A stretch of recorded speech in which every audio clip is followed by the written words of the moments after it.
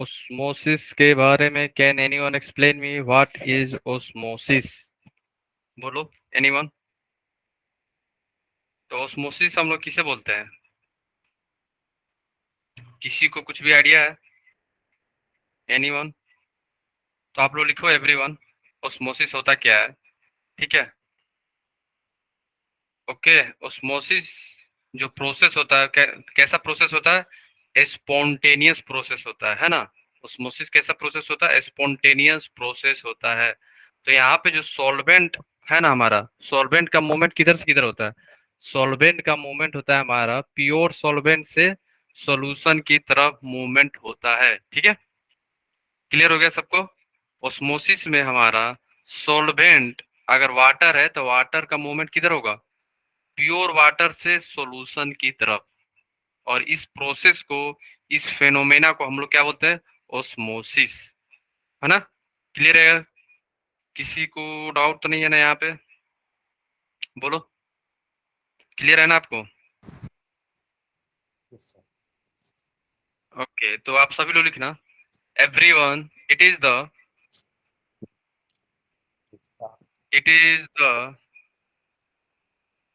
spontaneous process.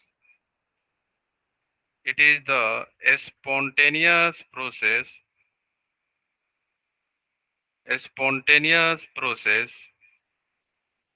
in which in which in which the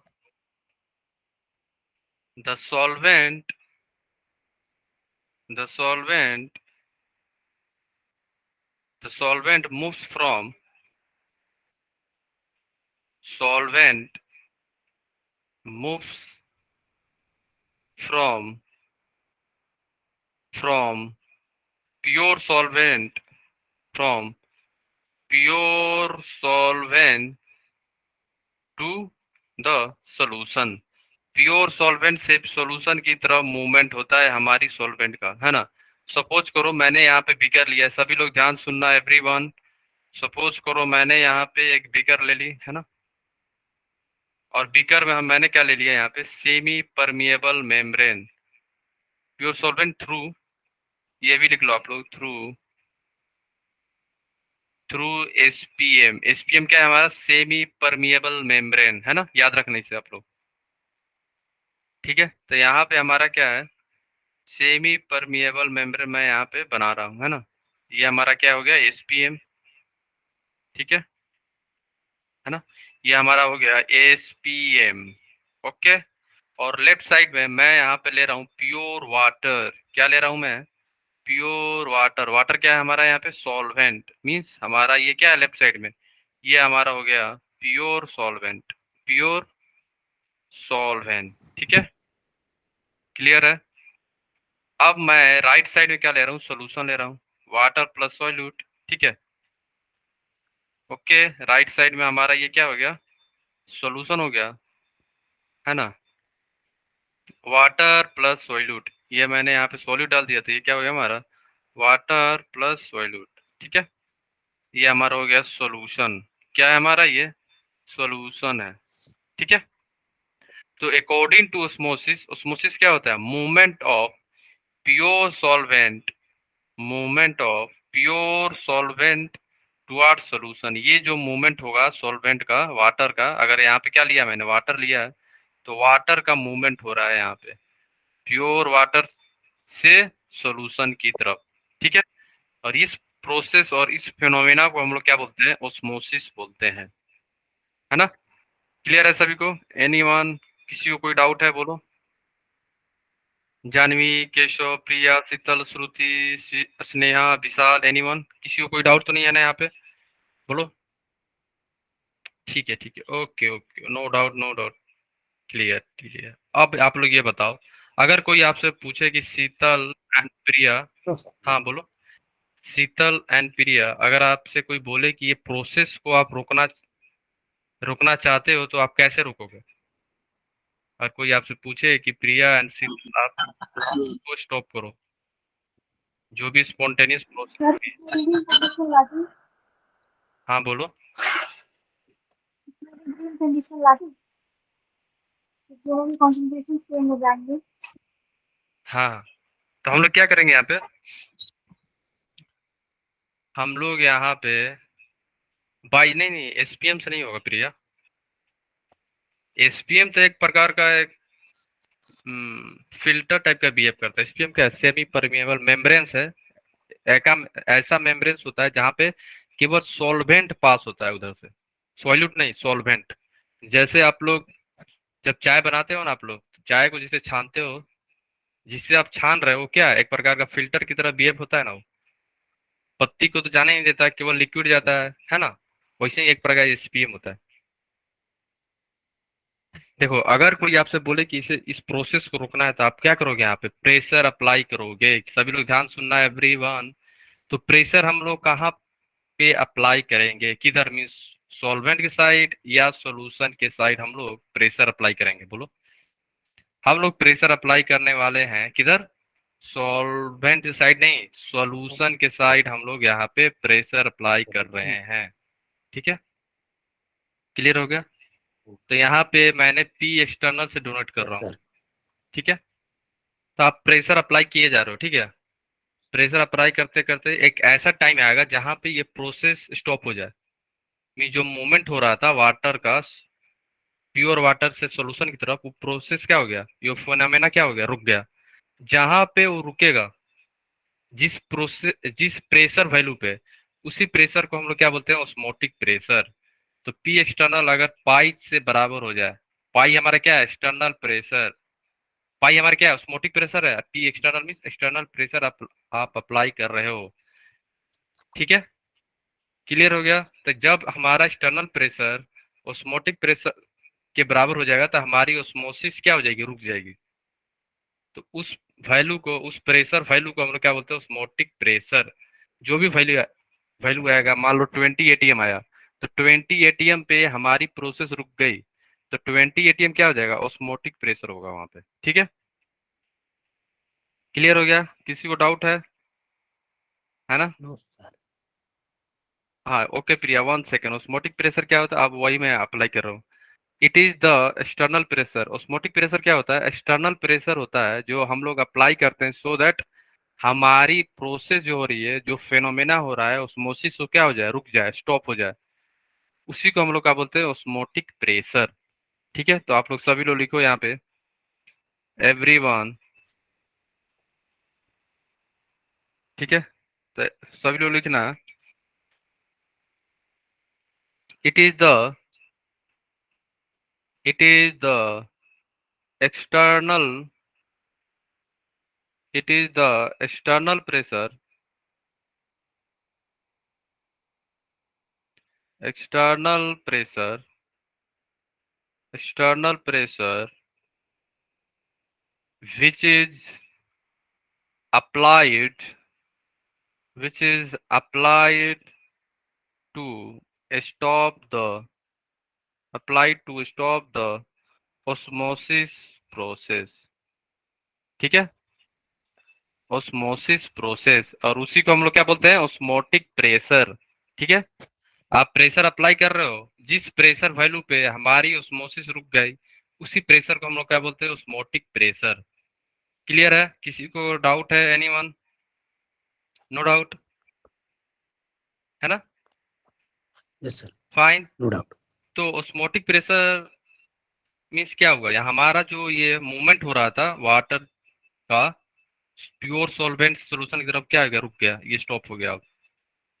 ठीक है, clear है। अब आप लोग ये बताओ, ऑस्मोटिक प्रेशर जो होता है हमारा, वो क्या है, वो डायरेक्टली प्रोपोर्शनल होता है। ऑस्मोटिक प्रेशर किससे डिनोट कर रहे हैं हम लोग, पाई से। ठीक है, पाई से हम लोग डिनोट करते हैं ऑस्मोटिक प्रेशर। तो ऑस्मोटिक प्रेशर जो होता है हमारा डायरेक्टली प्रोपोर्शनल किससे होता है, कंसंट्रेशन। ठीक है, तो यहाँ पे कंसंट्रेशन क्या है हमारा, मोलारिटी। क्या है हमारा, मोलारिटी कंसंट्रेशन लेते हैं।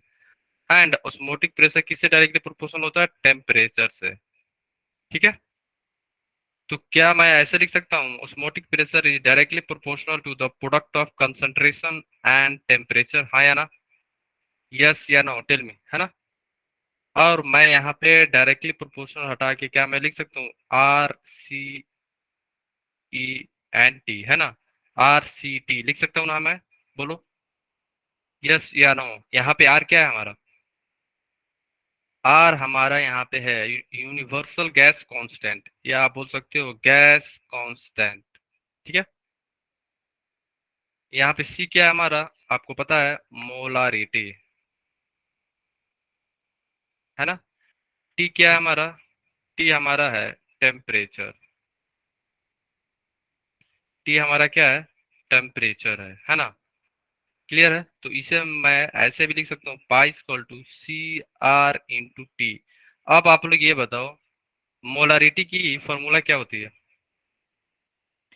मोलारिटी का फॉर्मूला क्या होता है? Anyone tell me? एनीवन, किसी को पता है मोलारिटी की फॉर्मूला? बोलो, मोलारिटी की फॉर्मूला बताओ आप लोग।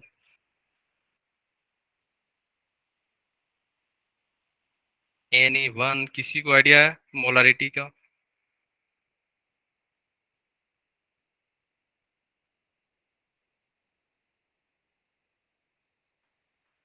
बोलो। देखो, मोलारिटी का फॉर्मूला क्या होता है हमारा? Molarity is equal to what? Moles divided by क्या होगा? वॉल्यूम, है ना। और यहाँ पे वॉल्यूम अगर ml में ले लिया मैंने, तो मैं क्या करूंगा यहाँ पे? मल्टीप्लाई बाई 1000, है ना। अगर कोई आपसे पूछे कि मोल्स को भी आप क्या करो, इसे भी आप सिंप्लीफाई करो मोल्स को भी, तो क्या लिखोगे? Given mass. तो मैं यहाँ पे WB लिख रहा हूँ, ठीक है। Given mass of solute WB divide by MB into 1000 divide by volume, ठीक है ना। और इसे अगर आप लोग और सिंप्लीफाई करोगे तो हमारी WB into 1000 divided by MB into volume. Clear है सभी को? है ना। अब आप लोग सोच रहे होगे यहाँ पे, सर आप यहाँ पे WB क्या मान रहे हो? तो मैं यहाँ पे मान रहा हूँ मास ऑफ सॉल्यूट। क्या है हमारा ये? मास ऑफ सॉल्यूट है ना। और हमारी यहाँ पे MB क्या है? MB हमारा है molar mass of solute. Molar mass of solute, है ना। एंड, है ना, अगर वॉल्यूम को मैंने भी लिख दिया यहाँ पे, मान लो भी लिखूंगा, तो भी क्या है हमारा? वॉल्यूम हो जाएगा, है ना। ठीक है। क्लियर है? तो मैं आप क्या कर रहा हूँ, मोलारिटी की जगह पे मैं पुट कर रहा हूँ WB into 1000 divided by MB into V in ml into R into T। तो ये हमारा फॉर्मूला बन गया ऑस्मोटिक प्रेशर का। It is very very very very important, आप सभी लोग इस फॉर्मूला को याद रखना, है ना। क्लियर है? सभी लोग इस फॉर्मूला को ध्यान से याद रखना, एवरीवन। ठीक है, ये हमारी फॉर्मूला हो गई ऑस्मोटिक प्रेशर फाइंड करने की, है ना। ऑस्मोटिक प्रेशर हम लोग कैसे फाइंड करेंगे, उसका फॉर्मूला हमारे पास मिल गया, है ना। ठीक है। बोलो गाइस, किसी को कोई डाउट है?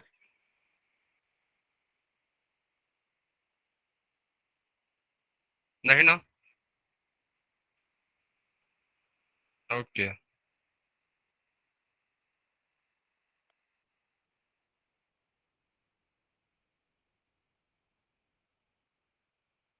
अब हम लोग चलते हैं। देखो, आप लोग ये बताओ, आप लोग के घर में फिल्टर होगा, है या ना? फिल्टर है ना, जिसे आप लोग बोलते हो RO। RO क्या होता है? रिवर्स ऑस्मोसिस, है ना। RO को क्या बोलते हैं हम लोग?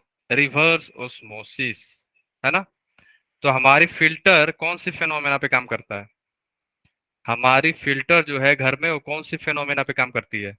रिवर्स ऑस्मोसिस पे काम करती है ना। याद रखना सभी लोग, रिवर्स ऑस्मोसिस पे वो काम करती है ना। ठीक है। क्लियर है? तो आप लोग यहाँ पे सभी लोग ध्यान से सुनो और बताना आप लोग। सपोज करो जानवी जो है प्रेशर अप्लाई कर रही थी, क्यों? सो दैट हमारी जो ऑस्मोसिस प्रेशर है वो रुक जाए, तो जानवी ने प्रेशर जो अप्लाई कर रहा था उसने उसे ज्यादा प्रेशर अप्लाई कर दिया। प्रेशर क्या हो गया हमारा, एक्सटर्नल प्रेशर जो है ऑस्मोटिक प्रेशर से ज्यादा हो गया। ठीक है। अगर हमारी प्रेशर ज्यादा हो गई, एक्सटर्नल प्रेशर, तो इस केस में क्या होता है, रिवर्स ऑस्मोसिस होने लगता है। क्या होता है, रिवर्स ऑस्मोसिस। ठीक है, याद रखना सभी लोग। रिवर्स ऑस्मोसिस कब होगा, जब हमारा external pressure is greater than osmotic pressure. तो इस केस में हमारा सॉल्वेंट का मूवमेंट चेंज हो जाएगा, किधर से, सॉल्यूशन से सॉल्वेंट की तरफ ये मूवमेंट स्टार्ट हो जाएगा। ठीक है, याद रखना कब होगा, जब हमारा P external is greater than pi, osmotic pressure से ज्यादा हो गया, है ना। याद रखना सभी लोग। रिवर्स ऑस्मोसिस का कंडीशन क्या है, सभी लोग लिखना है यहाँ पे। If P external is greater than pi, pi क्या है हमारा, osmotic pressure, then then then the movement of then the movement of solvent from from the solution from the solution to the pure solvent। ठीक है, movement कैसा हो गया, reverse हो गया, है ना। क्लियर है सभी को, बोलो। किसी को कहीं पे कुछ भी डाउट है, एनी वन बोलो। विशाल, आपको डाउट है, विशाल, स्नेहा, शीतल, सरस्वती, प्रिया, निकिता, नेहा, खुशी, केशव, जानवी, नहीं है ना। No doubt sir. Okay okay sir. Okay okay. And अननियस, अननियस कोई का नाम है क्या, ठीक है, ओके ओके ठीक है। एंड अब हम मूव करते हैं। सपोज करो हमारे पास दो सॉल्यूशन है, ठीक है, कितने सॉल्यूशन है हमारे पास, दो। सपोज करो सॉल्यूशन ए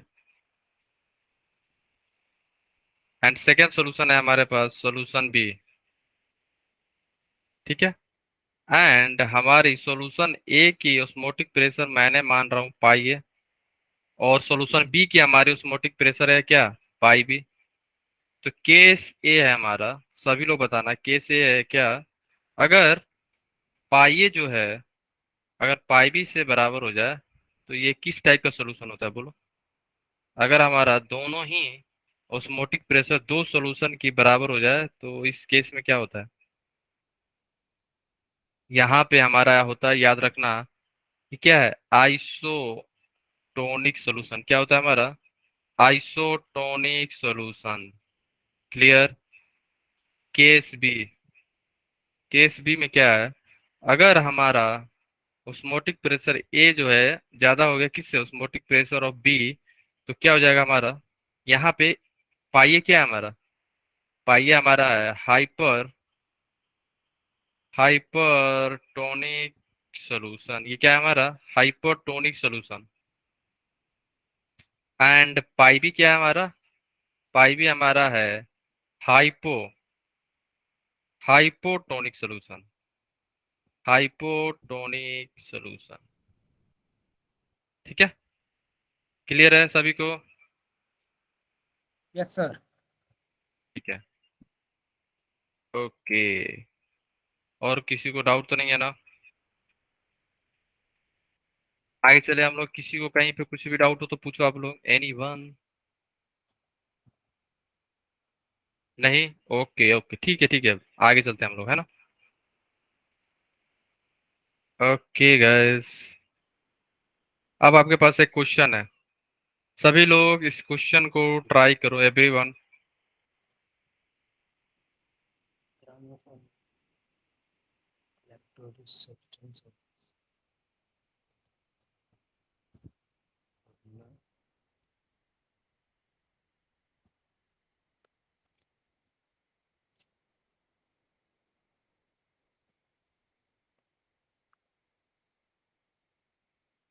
एवरीवन सभी लोग ट्राई करना इस क्वेश्चन को।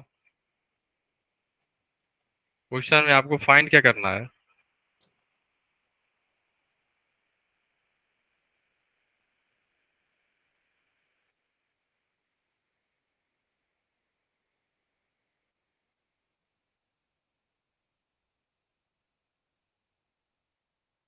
हम हम लोग को फाइंड करना है molecular weight of substance, means MB find करना है हमें। तो फॉर्मूला क्या था हमारा, pi equal to W B into R into T, है ना, इंटू 1000, हाँ या ना, divided by M B into V, V in M L. Volume क्या होगा हमारा, एम एल में होगा, है ना। यहाँ पे अगर आप देखो तो हमें क्या दिया हुआ है, हमें दिया हुआ है डब्ल्यू बी कितनी है हमारी, 10 है। एंड आपको दिया हुआ है वॉल्यूम कितना, 500, ठीक है। एंड आपको पाई की वैल्यू कितनी है, 1.23, ठीक है। एंड टेम्परेचर कितना दिया हुआ है, 300। आर क्या यूज करोगे आप लोग, याद रखना 0.0821 याद आप लोग यूज करना इस केस में। क्यों, ये होता है एटीएम, लीटर पर मोल पर केल्विन। तो यही वैल्यू जो होगी हमारी आर की, आप लोग यूज करना, ठीक है। अगर प्रेशर एटीएम में हो तो, अगर नहीं हो तो प्रेशर को एटीएम में आप लोग चेंज करके फिर फॉर्मूला को अप्लाई करना। तो हमें फाइंड करना है एम बी। तो एम बी कितनी हो जाएगी हमारी, W B into R into T into क्या हो जाएगा, 1000 हो जाएगा, डिवाइडेड बाई पाई इंटू ही, है ना। क्लियर है सभी को। अब आप लोग बताओ यहाँ पे हमारी डब्ल्यू बी कितनी है, 10, आर कितनी है, 0.0821 इंटू 300 इंटू 1000, ठीक है, डिवाइडेड बाई पाई कितना था, 1.23 इंटू वॉल्यूम 500। तो आप लोग ये बताओ हमारी वैल्यू कितनी आ रही है एम बी, एम बी आप सभी लोग बताओ कितना आ रहा है।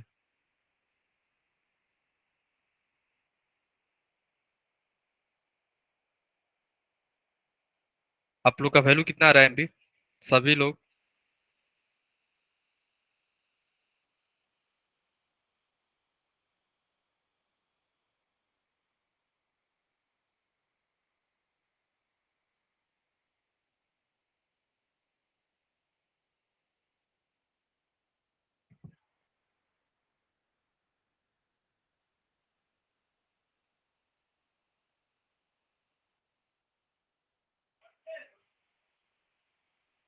सर आज ये चैप्टर, हाँ आज ये चैप्टर कंप्लीट हो जाएगा। प्रिया सरस्वती पूछ रही है सर, क्या हमारी टाइमिंग चेंज नहीं हो सकती है सरस्वती, और कुछ दिन का वेट करो, है ना।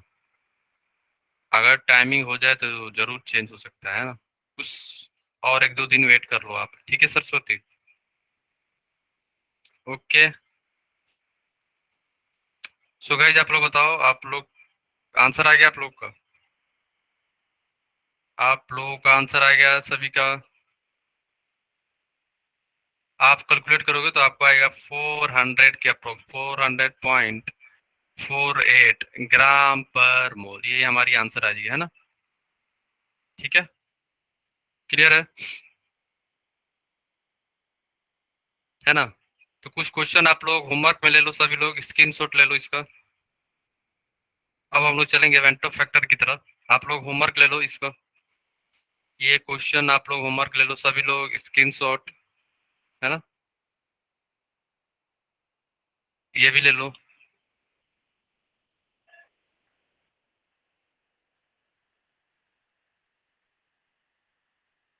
डन, ये ले लो।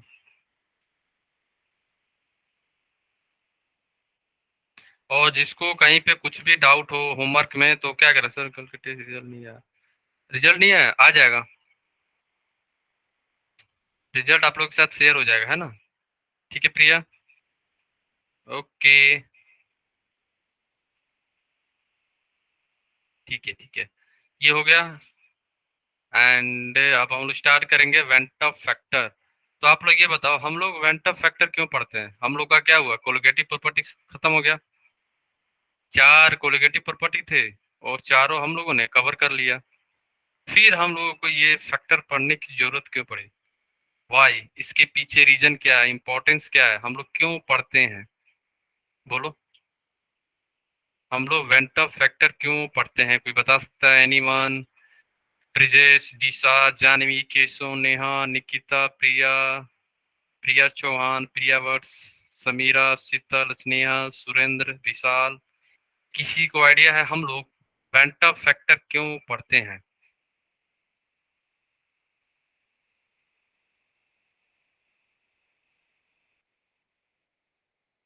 प्रिया बोली सर ये तो एग्जाम में आता है, तो हम लोग पढ़ेंगे ही, है ना?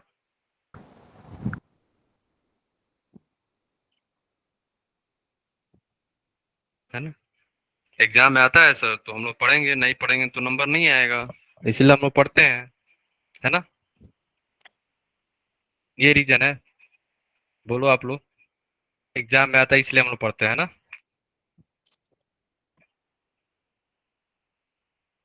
किसी को आइडिया है क्यों? ये पढ़ने से पीछे लॉजिक क्या है? एनीवन?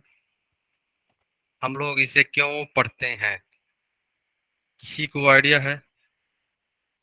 नो सर, ठीक मुझे है, नहीं पता। देखो वेंटम फैक्टर हम लोग इसलिए पढ़ते हैं, क्यों? इसके पीछे लॉजिक ये है कि देखो कोलिगेटिव प्रॉपर्टी जो हम लोगों ने पढ़ा है, चार कोलिगेटिव प्रॉपर्टी हम लोगों ने कवर कर लिया ना, ये यस हम लोग सर। क्यों पढ़ते हैं?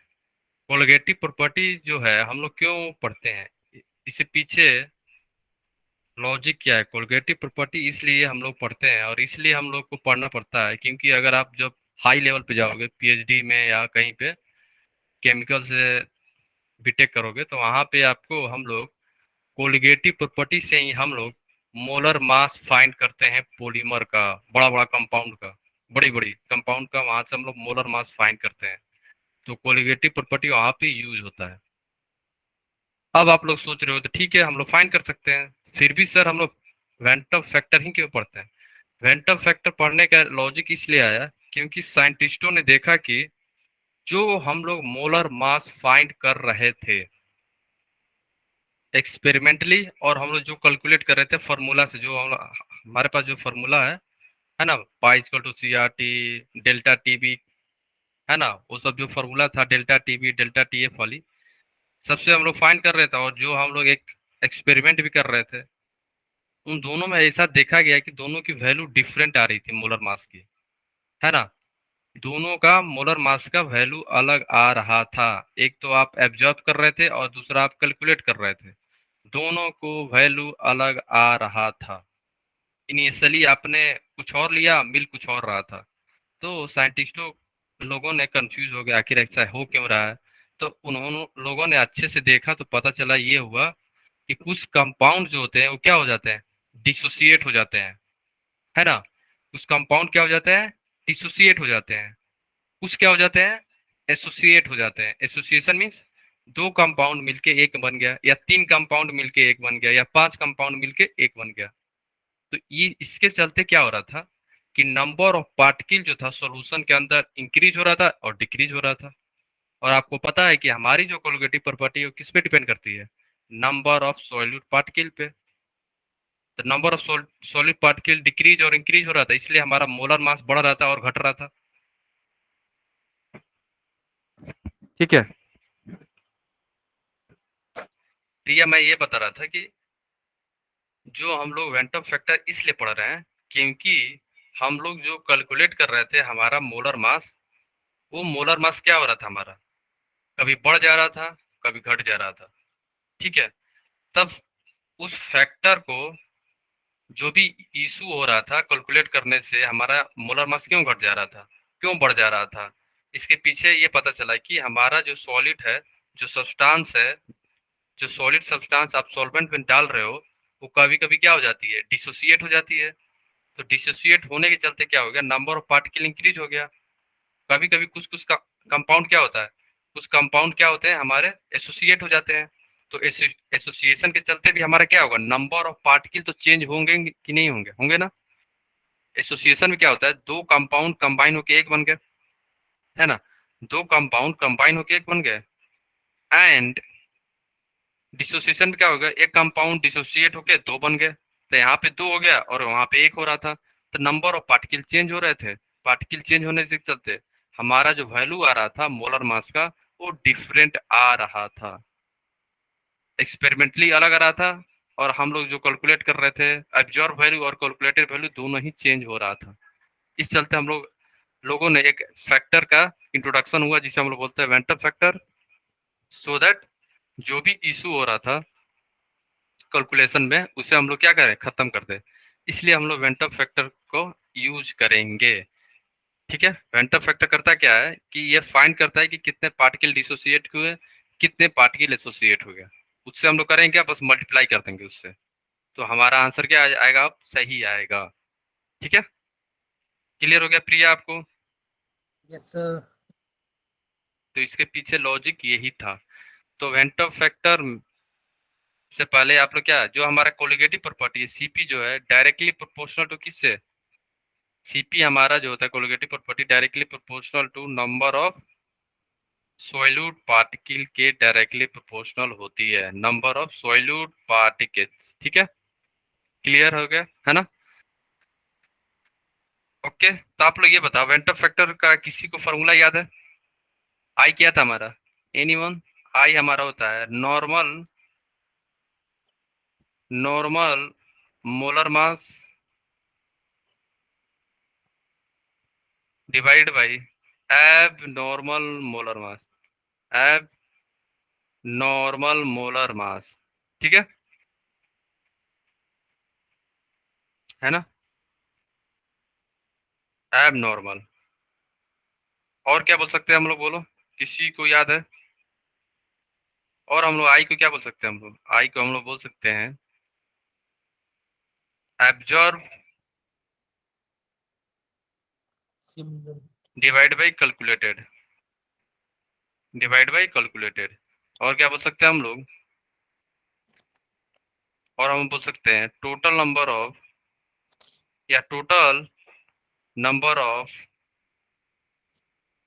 Total number of moles of total number of moles of particle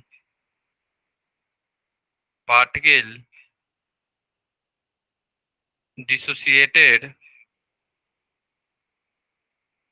dissociated या एसोसिएटेड, एसोसिएटेड, वन सेकेंड, एक सेकेंड रुकना, यहाँ पे लिख लो एसोसिएटेड, है ना?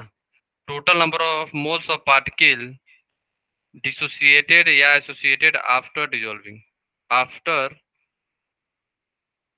डिजोल्विंग, या आप बोल सकते हो इसको और रिफ्रेश कर लो, आप लोग छोटा कर लो इसे, टोटल मोल्स ऑफ पार्टिकल, इसको छोटा कर लोगे तो अच्छा रहेगा ना, total moles of particle after dissociated and associated, कितने पार्टिकल जो है बचे आफ्टर डिसोसिएशन के बाद और या एसोसिएशन के बाद, उससे हम लोग ऊपर लिखेंगे डिवाइडेड बाय क्या, total moles of initial, initial total moles कितना हुआ, total moles of particle initially, initially कितना मोल्स था। ठीक है, particle total moles of particle initially, है ना? अब बताओ किसी को यहाँ पे डाउट है फॉर्मूला में, एनीवन? यस, एब्जॉर्ब अपन कैलकुलेटेड, जिन पे कुछ शो नहीं हो रहा था, no no no, okay okay. Diksha क्या सबको नहीं हो रही है? दीक्षा आपको हो रही है अब? दीक्षा क्या आप देख पा रहे हो, आप बोलो। सर बोलो। सर क्या हमारी टाइमिंग चेंज नहीं हो सकती? हाँ, होगी होगी, होने वाली है ना, कुछ समय बस, और ज्यादा दिन नहीं बचा है ना। Okay sir. ठीक है, एंड नाउ विजिबल ना, ठीक है, ओके, क्लियर है सभी को? अब देखो आप लोग, Yes, sir. किसी को डाउट है? नो डाउट, तो आप लोग यहाँ पे भी लिखना, एब्जॉर्ब को हम लोग एक्सपेरिमेंट भी बोलते हैं, एक्सपेरिमेंटली भी बोल सकते हो आप लोग, है ना? एक्सपेरिमेंटली, और या कैलकुलेटर क्या बोल सकते हो आप लोग, बोलो। कैलकुलेटर को हम लोग बोलते हैं एब्जॉर्ब, ठीक है। नहीं, कैलकुलेटर को बोल देते हैं थ्योरेटिकल, थ्योरेटिकल, ठीक है, याद रखना है ना। अब आप लोग सोच रहे हो सर ये आखिर हम लोग इसे अप्लाई कैसे करेंगे, यूज कैसे करेंगे, कैसे फाइंड करेंगे। तो सपोज करो, एग्जांपल से सभी लोग समझना, एवरीवन। सपोज करो हमारे पास क्या है, NaCl है। NaCl क्या है, सॉल्ट है। तो सॉल्ट का टेंडेंसी क्या होगा, 100% डिसोसिएशन होगा, एक इसका 100% डिसोसिएटेड हो जाएगा ये, इसका 100% डिसोसिएट हो जाएगा किसमें, सॉल्वेंट में। तो सपोज करो मैं यहाँ पे NaCl है और ये डिसोसिएट हो गया किसमें, Na plus plus Cl minus में, है ना। क्लियर है। तो, तो आप लोग देखो, जब इनिशियली मैंने क्या लिया हूँ, मैं यहाँ पे ले लिया 1 मोल, 1 मोल NaCl हो गया। तो टाइम इक्वल टू T पे क्या हो गया, पूरा NaCl डिसोसिएट होके कितना हो गया, 0 हो गया, और क्या बन गया, 1 मोल और ये 1 मोल, ठीक है। इनिशियली क्या था, ये दोनों 0 थे, बाद में डिसोसिएट हो गया NaCl और बन गया 1 मोल Na प्लस और 1 मोल Cl माइनस, ठीक है। तो आप लोग ये बताओ यहाँ पे हमारा I की वैल्यू क्या होगा, I क्या वैल्यू बताओ सभी लोग।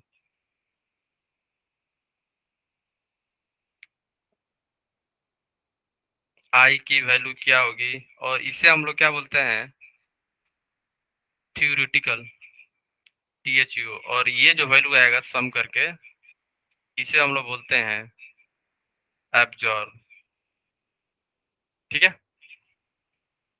अब आप लोग I की वैल्यू बताओ सभी लोग। सर कैलकुलेटेड मोलर मास को एक्सपेरिमेंटली डिटरमाइन बोलते हैं क्या, कैलकुलेटेड, देखो कैलकुलेटेड को थ्योरेटिकल बोलते हैं। थ्योरेटिकल मतलब क्या हुआ, जो मैं, जैसे यहाँ पे समझो, ये मैं थ्योरेटिकल क्यों बोल रहा हूँ प्रिया, थ्योरेटिकल इसलिए बोल रहा हूँ क्योंकि मैंने क्या लिया, इनिशियली मैंने 1 मोल ले लिया हूँ, ये तो हमको पता है ना कि आपने क्या लिया, 1 मोल क्या ले लिया, कोई सब्सटेंस ले ली, वो तो आपको पता है ना। फिर वो 1 मोल को आपने क्या किया, सॉल्वेंट में डाल दिया, और आप क्या कर रहे हो, आप एज्यूम कर रहे हो कि हमारी जो सॉलिड है वो अभी भी 1 मोल है या ना। यस या नॉट, टेल मी। आपने NaCl 1 मोल लिया और उसे आपने वाटर में डाल दिया, और आप एज्यूम कर रहे हो कि हमारा NaCl एक ही होगा, ऐसा है। बट ऐसा होता नहीं है। NaCl क्या हो जाता है, डिसोसिएट हो जाता है Na प्लस और Cl माइनस में। तो नंबर ऑफ पार्टिकल बढ़ गया ना यहाँ पे, Na और Cl। पहले था NaCl एक पार्टिकल था, डिसोसिएशन के बाद 2 पार्टिकल हो गया, इसलिए हमारा यहाँ पे कोलिगेटिव प्रॉपर्टी डिफरेंट हो जाता है, ठीक है। ओके, तो आप लोग ये बताओ हमारा यहाँ पे I की वैल्यू क्या आएगी, हम लोग की I की वैल्यू क्या आएगी यहाँ पे, इस केस में NaCl के केस में हमारा I क्या आएगा, बोलो। सर 2 आएगा। यस, क्या होगा, एब्जॉर्ब क्या होगा, 1+1 डिवाइड बाई थ्योरेटिकल कितना है 1, तो टोटल क्या हो जाएगा 2/1। तो I की वैल्यू क्या आ जाएगी हमारी 2, ठीक है। क्लियर है, बोलो, किसी सर को कहीं पे कुछ डाउट है, नहीं ना। अब मैंने NaCl का बता दिया, तो आप लोग ये बताओ, नेक्स्ट एग्जांपल आप ले लो, MgCl2 का बताओ आप लोग, I कितना आएगा। यहाँ पे क्या हो रहा है, 100% डिसोसिएट हो जाए, क्यों, क्योंकि ये क्या है, सॉल्ट है, सॉल्ट 100% डिसोसिएट हो जाता है। तो MgCl2 का I क्या होगा, वेंट फैक्टर। MgCl2 का वेंट फैक्टर क्या होने वाला है, सभी लोग बताओ। अच्छा स्नेहा देखो, स्नेहा MgCl2 में आप अच्छे से समझना, MgCl2 में, ठीक है। तो MgCl2 में आप लोग ये बताओ, सपोज करो सभी लोग, एवरीवन, इनिशियली मैं क्या ले रहा हूँ, 1 मोल, 1 दूसरे लीटर। ठीक है। MgCl2 को मैं इनिशियली 1 मोल ले लिया, क्लियर है। ओके स्नेहा, ध्यान सुनना, एंड टाइम टी पे, किसी पर्टिकुलर टाइम पे क्या हुआ, ये MgCl2 क्या है, टोटल डिसोसिएट हो गया, टोटली टोटली डिसोसिएट होकर क्या बन गया, 1 मोल Mg और 2 मोल Cl। हाँ, यस या नो, टेल मी। और T इक्वल टू 0 क्या है? इनिशियली दोनों 0 0 थे, बाद में 1 मोल बने और ये 2 मोल बना। फिर यहाँ पे अगर आपसे कोई स्नेहा पूछे आई बताओ, आई क्या थी हमारी? आई हमारा था एब्जॉर्ब डिवाइड बाय क्या था? थ्योरेटिकल, है ना? तो ये 1 मोल क्या है हमारा? ये 1 मोल हमारा है थ्योरेटिकल। और ये जो सम करोगे आप, टोटल सम, ये हमारा आता है एब्जॉर्ब। तो आप लोग ये बताओ एब्जॉर्ब कितना हुआ? 1 प्लस 2 डिवाइड बाई थ्योरेटिकल कितना है? 1। तो हमारा आ जाएगा 3/1 इक्वल टू 3। अब बताओ किसी को डाउट है? स्नेहा सर क्लियर हो गया? इनिशियली कोई भी चीज 1 मोल होती है? नहीं नहीं, ये मैं यहाँ पे आप ले रहा हूँ, ऐसा नहीं है। बाद में फॉर्मूला आएगा जिससे आप लोग वेंटर फैक्टर कैलकुलेट कर लोगे, है ना? सभी इनिशियली 1 मोल नहीं है, मैं ले रहा हूँ 1 मोल। मैं एज्यूम करा कि क्या हमारी इनिशियली जो है MgCl2 क्या लिया मैंने? 1 मोल। ठीक है, ये जनरल केस नहीं है कि आप हमेशा 1 ही मोल होगा, ऐसा नहीं होता है ना? सर ये गिवन होगा फिर हमें? कौन सा? अगर आई निकालने के लिए तो आपको दूसरे तरीके से निकालेंगे हम लोग, अभी बता रहा हूँ। ठीक है, ठीक है, क्लियर हो गया यहाँ तक? किसी को डाउट तो नहीं है ना? अगर देखो सर 2 केस होता है। हाँ बोलो।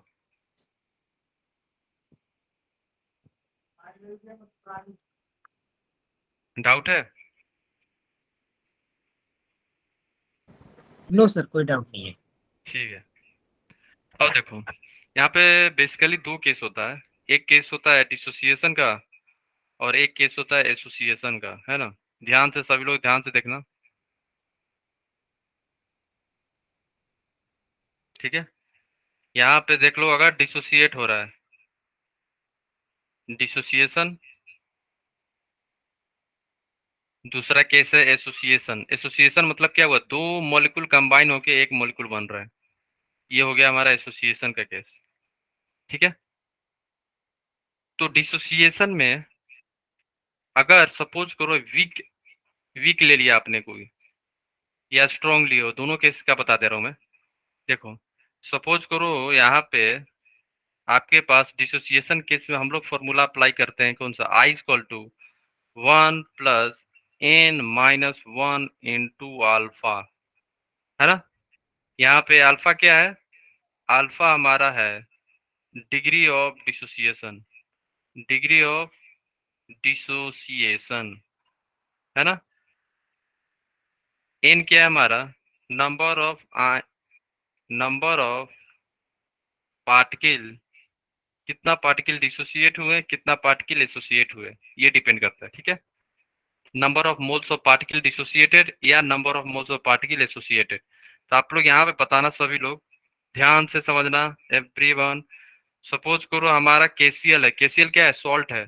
सॉल्ट क्या होता है? Strong electrolyte. तो स्ट्रॉन्ग इलेक्ट्रोलाइट है सॉल्ट, ये सॉल्ट है। सॉल्ट के केस में हमारा अल्फा वैल्यू क्या होता है? 100%। 100% डिसोसिएशन होता है सॉल्ट का। एंड स्ट्रॉन्ग एसिड का भी 100% डिसोसिएशन होता है, स्ट्रॉन्ग बेस का भी होता है ना? तो अल्फा अगर हमारा 100% है तो अल्फा की वैल्यू कितनी हो जाएगी हमारी? अल्फा हमारा हो जाएगा 100 इंटू 1/100 इज इक्वल टू 1। तो हमारा अल्फा कितनी आ जाएगी? 1। किसी केस में? स्ट्रॉन्ग इलेक्ट्रोलाइट के केस में।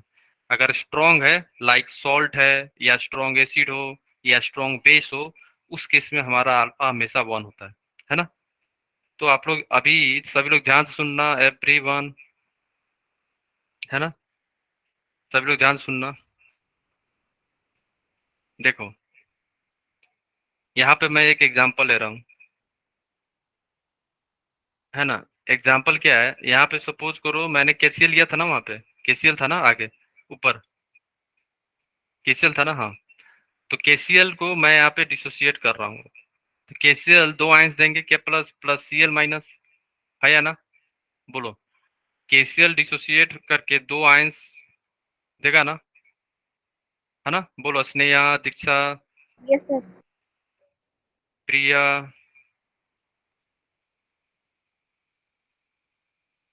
हाँ, दिशा दिशा दिशा क्लियर है आपको?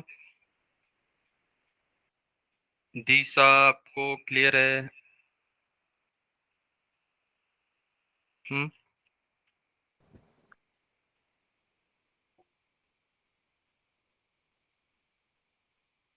ओके, देखो आगे। अब लोग हम लोग यहाँ पे क्या कर रहे हैं, आप लोग ये बताना। यहाँ पे एन क्या था हमारा, number of moles of particle, कितना डिसोसिएट हुआ, या number of ions after dissociation, जो केसीएल है, डिसोसिएट होने के बाद कितना आयंस बने बताओ।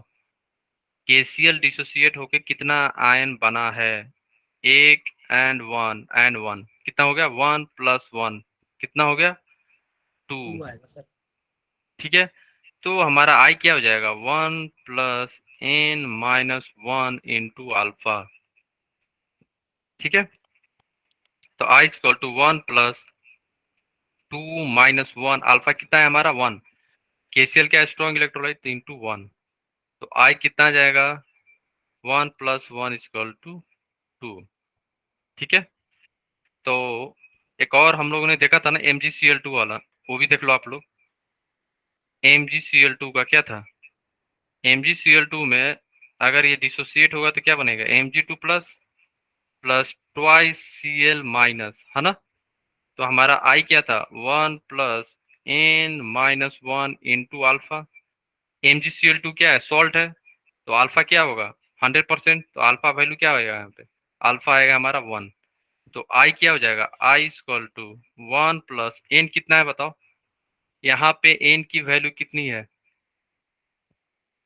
सभी लोग बताओ। हमारी n की वैल्यू 3, यस ग्रेट, स्नेहा ने सही जवाब दिया, ग्रेट। हमारा n की वैल्यू कितनी हो जाएगी, 3, क्यों, एक mg है और 2 क्या है हमारा Cl है। ये है सर। ठीक है, तो हमारा n क्या हो जाएगा, n sir, equal to 1+2 equal to 3, तो क्या हो जाएगा 3-1 इंटू 1, है ना। तो हमारा आई आ जाएगा, आई इक्वल टू 1+2 इक्वल टू 3, आई क्या आ जाएगा 3। ठीक है, अगर अल्फा 50% हो तो अल्फा हम लोग वहां पे 50% पुट करते हैं। ठीक है, क्लियर है। तो वीक इलेक्ट्रोलाइट जब होगा ना, तो आपको वहां पे एग्जाम में दिया रहेगा अल्फा की वैल्यू। स्ट्रॉन्ग इलेक्ट्रोलाइट के केस में हो सकता है कि आपको दिया ना हो, बट आपको एज्यूम करना है कि स्ट्रॉन्ग इलेक्ट्रोलाइट के केस में अल्फा का वैल्यू कितना होता है, 1। 1। अगर अल्फा की वैल्यू नहीं दी हुई है पेपर में, तो आप क्या एज्यूम करोगे, 1 स्ट्रॉन्ग इलेक्ट्रोलाइट है। ठीक है, यस सर। नहीं तो वो लोग देगा आपको कि 50% डिसोसिएट हो रहा है, डिग्री ऑफ डिसोसिएशन 50% है या 60% है, जैसा दिया रहेगा वैसा आप अल्फा का वैल्यू पुट करके और वहां से आई आप निकाल सकते हो। ठीक है, अब आओ यस सर। एसोसिएशन के केस में। एसोसिएशन के केस में हम लोग फॉर्मूला अप्लाई करते हैं। एसोसिएशन कैसे पता चलेगा कि यहाँ पे एसोसिएशन हो रहा है, तो आपको लिखेगा डाइमर करके, डाइमर, ट्राइमर, है ना, पेंटामर। डाइमर लिखेगा तो एन का वैल्यू 2 होगा, ट्राइमर बोलेगा तो एन का वैल्यू 3 होगा, पेंटामर बोलेगा तो 5। ठीक है, ऐसे कुछ लिख के बोलेगा आपको। डाइमर मतलब क्या हुआ, 2 मॉलिक्यूल कंबाइन होके एक एक बन गए।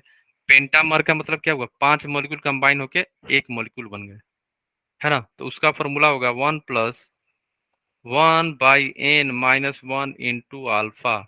और एक चीज याद रखना, डिसोसिएशन केस में आई हमेशा ग्रेटर देन 1 आएगा, बट एसोसिएशन केस में हमारी आई की वैल्यू क्या होती है, लेस देन 1, लेस देन 1 आएगा, है ना।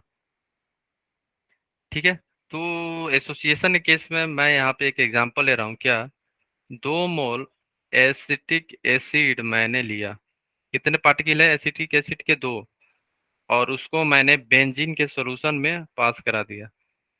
ठीक है, बेंजीन के सॉल्यूशन में मैंने डाल दिया, तो यहाँ पे क्या हो जाता है, एसिटिक एसिड डाइमर फॉर्मेशन हो जाता है। क्या हो जाता है यहाँ पे, डाइमर।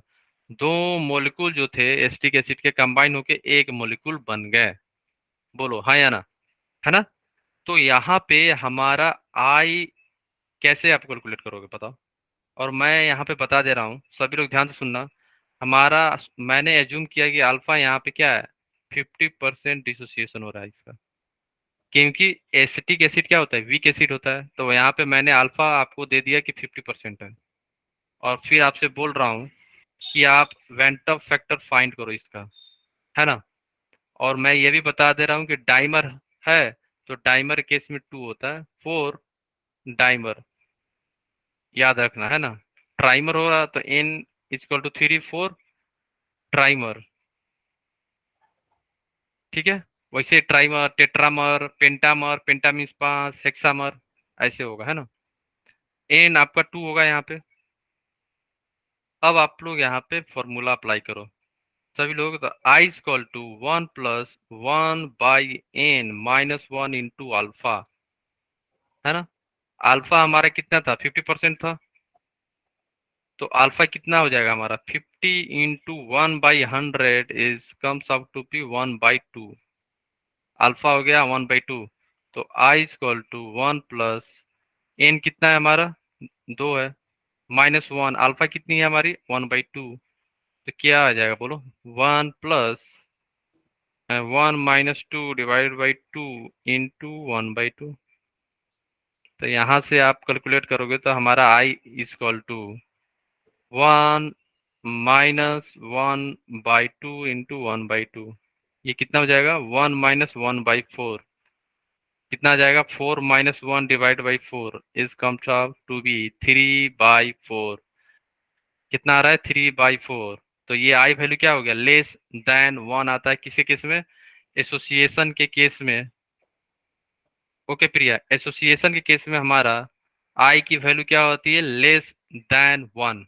हाँ प्रिया आप बोलो, एसोसिएशन में क्या हो रहा था, देखो प्रिया, एसोसिएशन में क्या होता है, दो मॉलिक्यूल कंबाइन होकर एक मॉलिक्यूल बन जाते हैं। तो यहाँ पे एसिटिक एसिड जो मैंने लिया हूँ, ये क्या हो जाता है, बेंजीन के सॉल्यूशन में डाइमर बन जाते हैं, मीन्स दो जो थे वो कंबाइन होकर एक हो गए।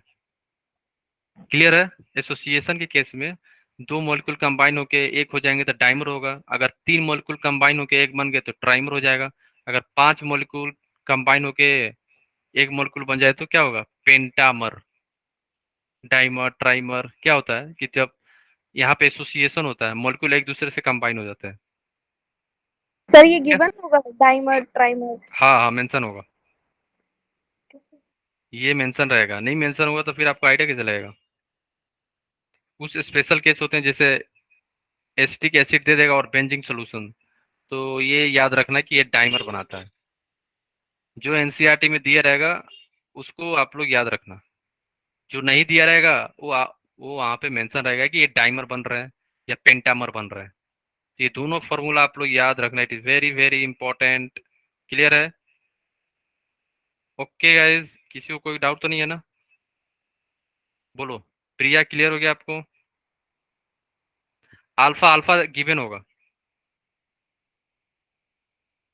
प्रिया अल्फा की वैल्यू देखो, अल्फा की वैल्यू एक चीज यहाँ पे बता दे रहा हूँ, सभी लोग ध्यान सुनना। फोर स्ट्रॉन्ग, याद रखना सभी लोग, everyone, strong acid base salt, इस केस में हमारा अल्फा होता है 100%। ये मेंशन नहीं होगा, मेंशन हो भी सकता है नहीं भी, तो याद रखना स्ट्रॉन्ग के केस में अल्फा हमेशा 100% होता है। तो 100% है तो हमारी अल्फा कितनी आएगी, 1, तो डायरेक्ट अल्फा को 1 पुट कर देना आप लोग। Clear, four four weak acid हो या बेस हो, उस केस में अल्फा अल्फा हमारा क्या होगा, लेस देन 100%, और ये गिवन होगा, दिया जाएगा आपको पेपर में, आपको मेंशन किया जाएगा कि 40% डिसोसिएट हो रहा है, 70% डिसोसिएट हो रहा है, ठीक है। ये चीजें आपको मेंशन रहेगी। क्लियर है प्रिया, स्नेहा, है ना, क्लियर है ना आप लोगों को, केशव, खुशी, निकिता, सर अच्छे से सर। समीर, सरस्वती, शीतल, सुरेंद्र, विशाल, आपको क्लियर है सभी को, ठीक है। Yes sir. Yes sir. Weak के केस में अल्फा गिवन रहेगा, है ना।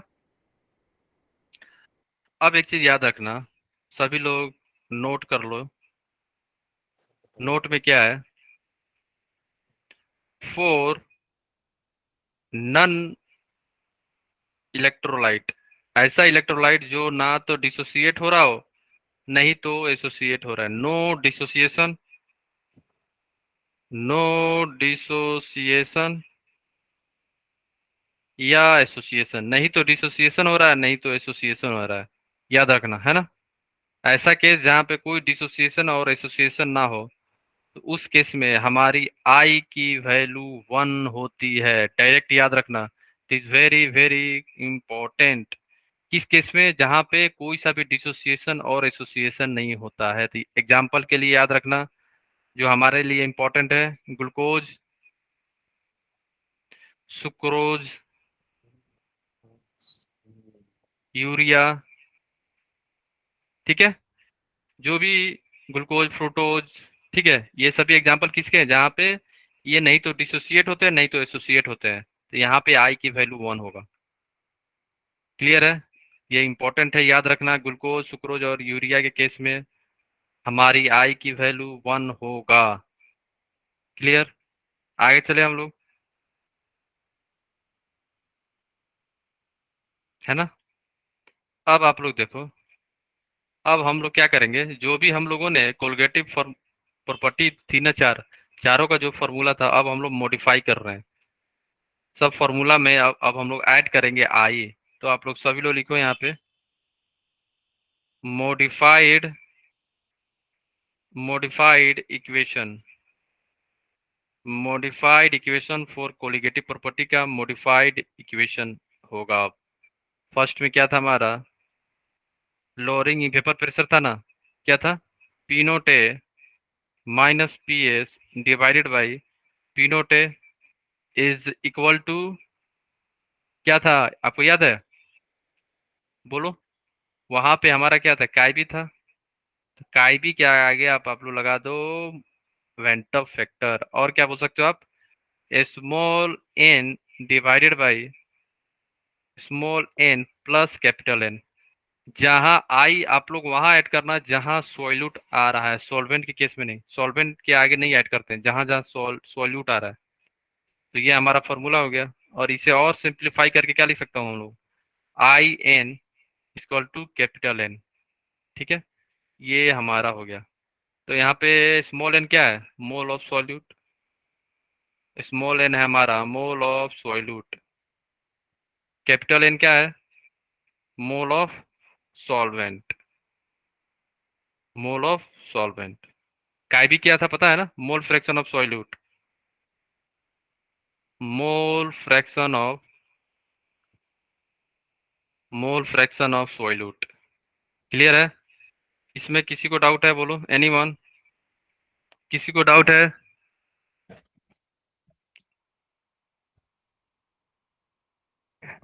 No doubt, okay okay.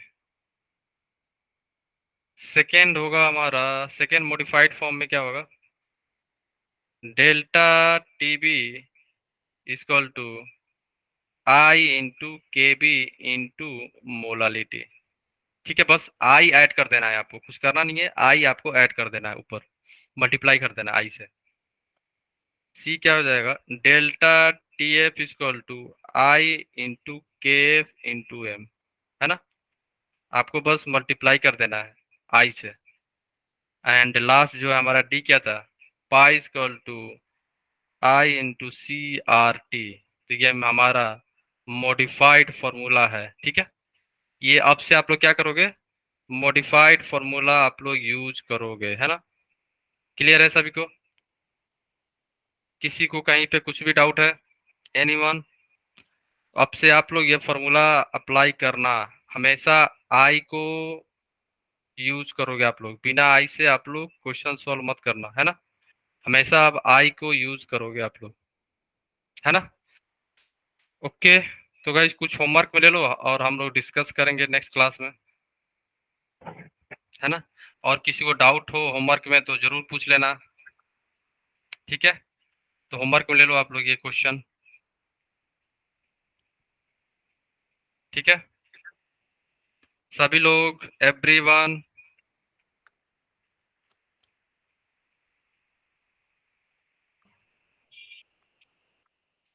And ये होमवर्क में ले लो आप लोग।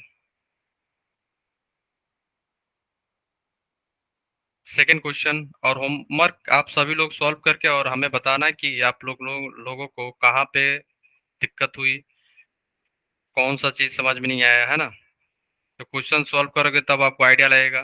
तो सभी लोग क्वेश्चन सॉल्व करके हमें नेक्स्ट क्लास में बताना, है ना?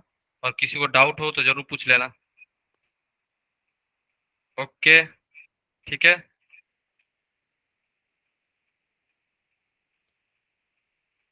डन। स्क्रीनशॉट ले लिया आप लोगों ने? इसका ले लो, यस सर। ये भी ले लो। सभी क्वेश्चन आप लोग ट्राई करना। अब से आप फॉर्मूला जो भी है कोलिगेटिव प्रॉपर्टी का, उसके आगे आप लोग वेंटअप फैक्टर जरूर यूज करना सभी लोग। आई से मल्टीप्लाई जरूर करना, है ना? ये क्वेश्चन ले लो।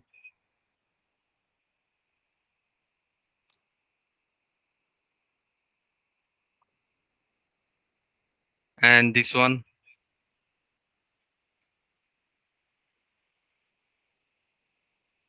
ठीक है? ये छोड़ दो, इनकम्प्लीट है। ये ले लो आप लोग।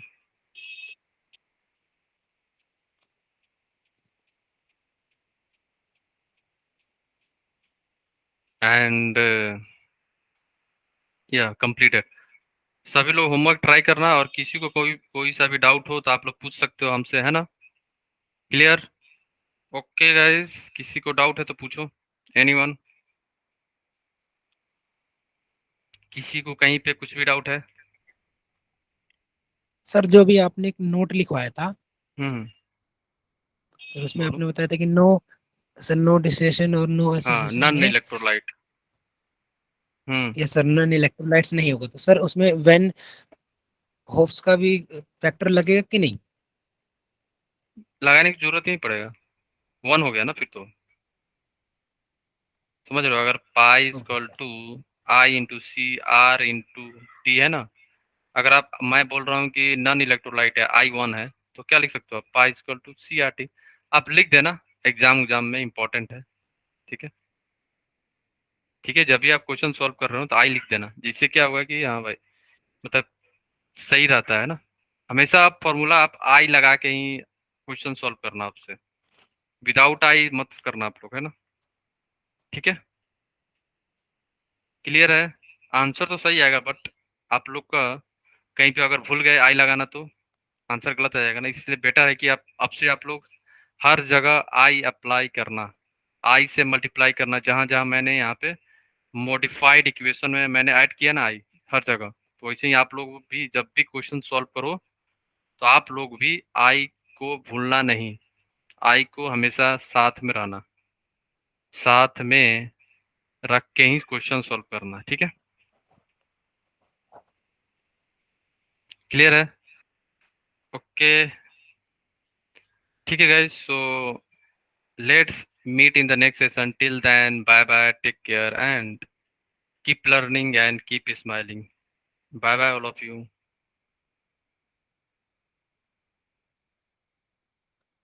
Bye bye sir, thank